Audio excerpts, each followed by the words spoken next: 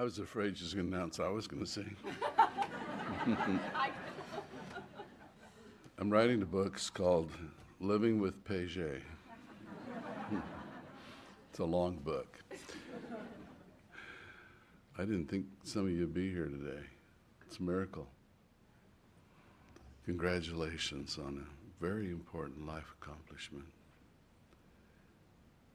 And oh, I hope it was hard. I really do, because then it's worth something. A high school diploma is nothing more than a piece of paper, unless it symbolizes what you've learned. Unless it says that you're ready to take on the world and make a difference. We try very hard to challenge you, to prepare you with everything you'll need.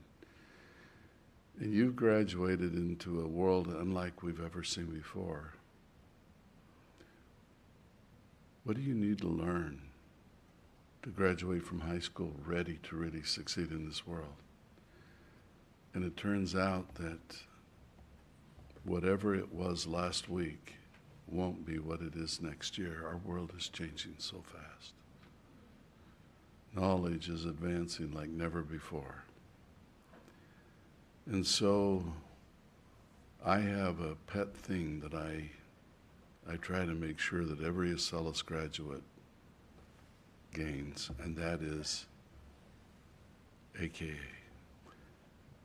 the ability to acquire knowledge. The time has come when it's not so important what you learned, because that'll soon be obsolete. What's important is that you've learned how to learn. It's what you're going to learn tomorrow as you embark on your path of life. And think back at it. You found out you can learn these different subjects. And the tools, the hard work that allows you to learn them will also enable you to learn what you need to in whatever your life's career ambition is. You have a good foundation of knowledge. That's an important part of high school. And life throws us a lot of tricky turns. Sometimes we really have a lot of surprises. I really enjoy the analogy with a butterfly. We're talking a lot about insects today. Fireflies are just incredible little critters, and so are butterflies. I like to think that as we begin our lives, we're like butterflies. And you know, butterflies don't start out with wings. They crawl. They're called caterpillars. And they have one mission in life: eat. And when you're through eating, eat some more, and eat, and eat, and eat. And it seems like that's how a lot of us start our lives, is we just come to consume and to get all we can and to not really put forth very much effort. Well, caterpillars get chubby, they get big, they get full. And then one day, a bright light somewhere deep inside them wakes up, and they stop eating, and they spin a cocoon or a chrysalis. And then they stop eating. And for the longest time, they're silent, almost as though they were dead. But inside that chrysalis, a miracle is taking place. The body of the caterpillar literally decomposes and reforms into wings, into one of the most beautiful, if not the very most beautiful insect ever made, a butterfly. And as it emerges from that chrysalis, it can soar. And it won't spend the rest of its existence on this earth eating all that it can. In fact, it will fly, it will beautify the world and sip sweet nectar. I would like to hope that that is an analogy that each one of us can find in our lives, our higher purpose, what we're really here for. Now, I'd like to just weigh in for just a minute on the Wright brothers Santos Dumont debate.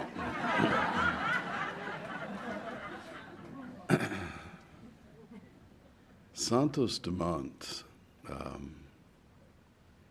flew what some people would call a controlled air balloon. It was a little more than that, but a controlled air balloon means he could fly it, he could steer it. He flew it around the Eiffel Tower. I don't think we could have had the experience of the Wright brothers without Santos Dumont. And the Wright brothers never did build a jet to fly to Europe or to South America. It's interesting how everyone brings their little piece. And so who actually did it? Well, some say it was Leonardo da Vinci. He thought so much about it.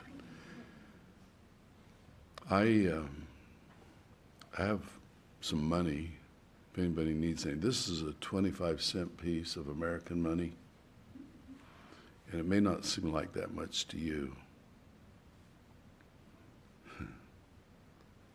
And it really isn't. But there was a certain day when a quarter meant the world to me. And have any of you here ever heard about a city called River of January, Rio de Janeiro? Anybody? Oh, yeah, you've heard of it? Yeah. Well, when I was a young father with a 1-year-old daughter and a wonderful Tanya. Tanya, stand up and say hello to everybody. Oh, please, yeah.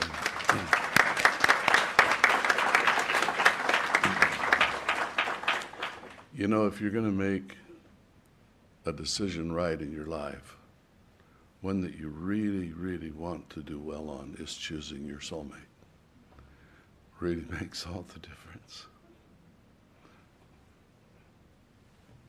I love that woman. We had a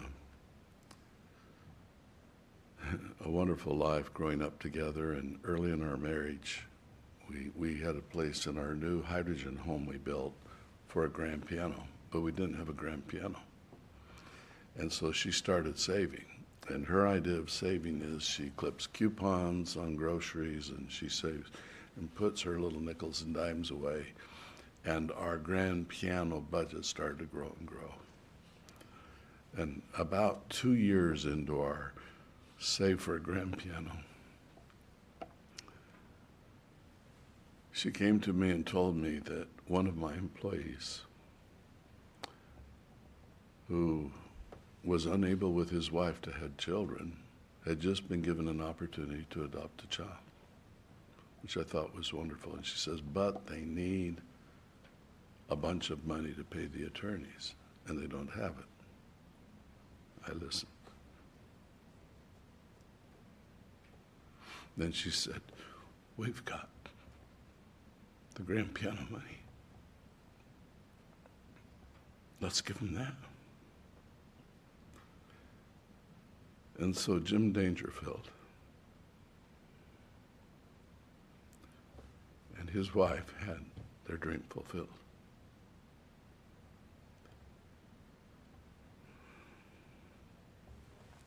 I love that woman. When I grow up, I'm going to be just like her. I really do. Thank you, Tanya.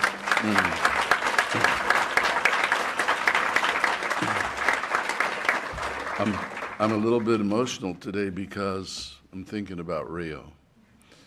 So we had our 1-year-old child, and I was a student. She was a secretary putting me through school. That and our magic show that we did. But I heard about a flight to Brazil. It was a charter, and it was really cheap. And you had to be there. It was sponsored by the Brazilian American Society. And you had to be in Chicago to leave at the right time, and you had to be on the right plane coming back because there were no refunds. But it was really cheap. Let's go. So we went to Brazil, and we had a great experience there.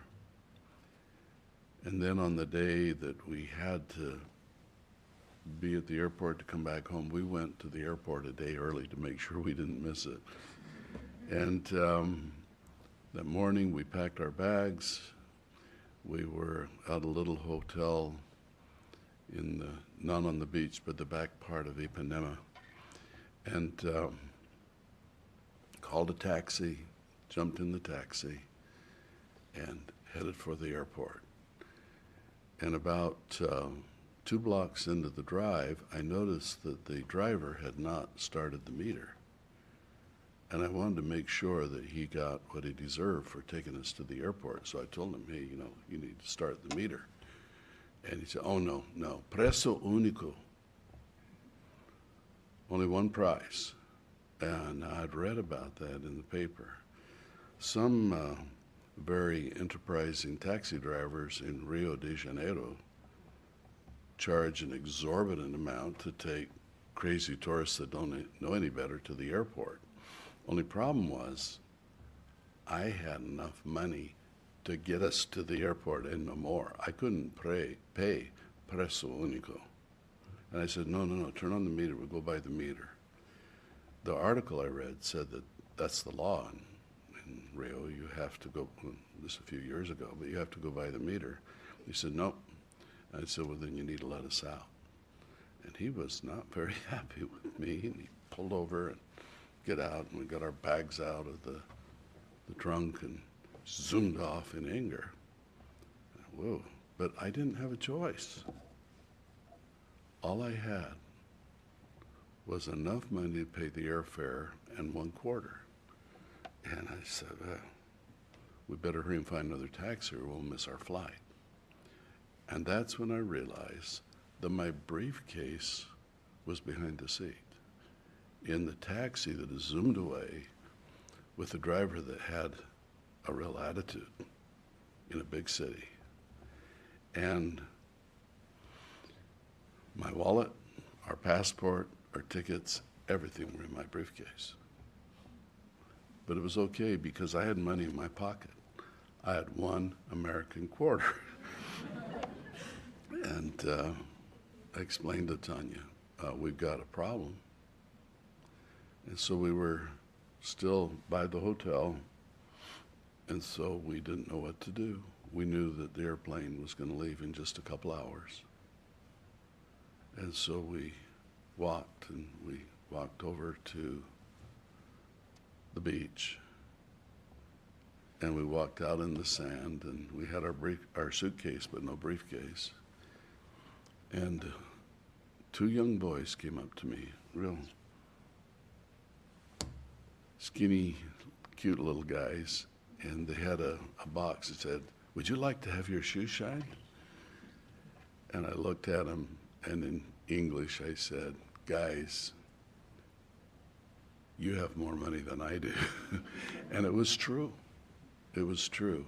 We went back to the hotel, we called the American Embassy. Is there any way we can get a passport? We didn't have money, we didn't have a passport. And they said they could help us, but it'd take some time. If we missed that flight, it was kind of a doomsday for us. We were concerned, what are we going to do?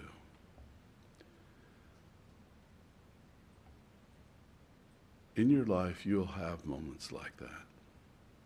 Now, they may not be in Rio, and it may not be that you got in a tussle with a taxi driver and made the terrible mistake of leaving your bag there, but I had a brand new Hewlett-Packard calculator that had just come out, which was very valuable right then, and I had cash, and I knew I'd never see that again.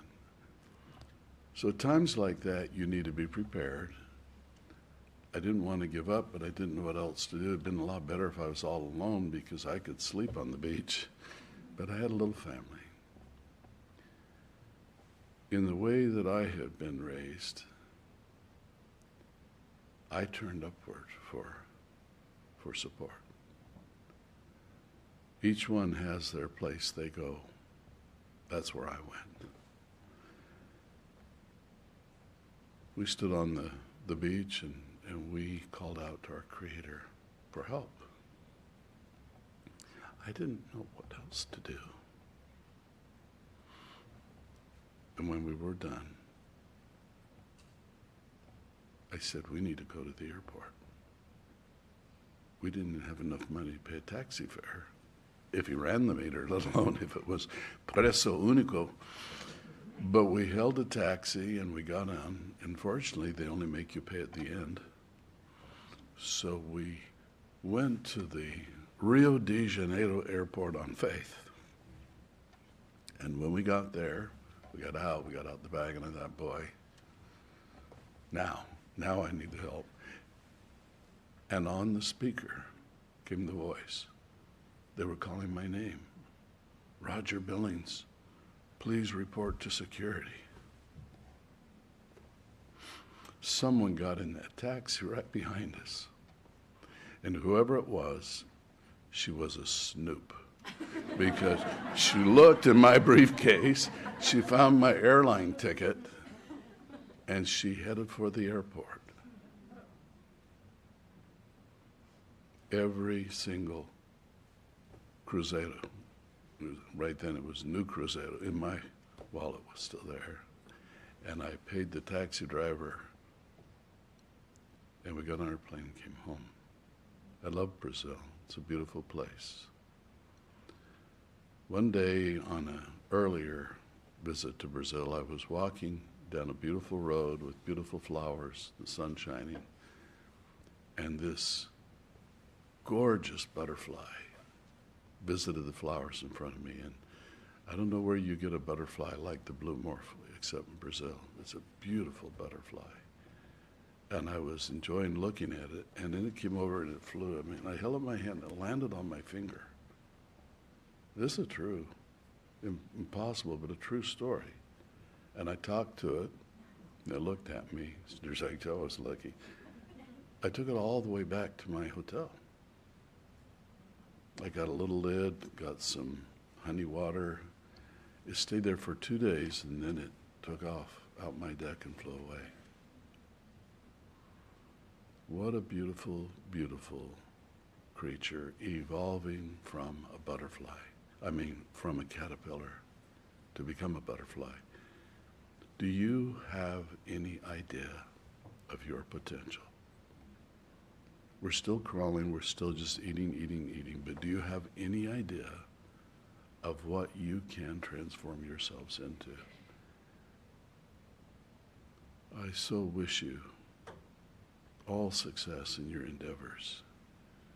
You do have a good education, a good foundation, and now it's going to depend on what you do with that, what you do with your life. Sometimes we need to just stop charging the rat race and find our higher purpose, our higher place to become what we need to be. I am so grateful to the many people that are working so hard to make Acellus happen. It's a dream of mine. And you are the fulfillment of that dream. We're going to give you some diplomas now. We're really not giving them to you. You earned them, but we're going to present them to you with the idea that this is the first step towards the achievement of all of the great things you're going to do in your lives. Just because you get stuck in Brazil and have to borrow money from a shoeshine boy, don't give up. Thank you.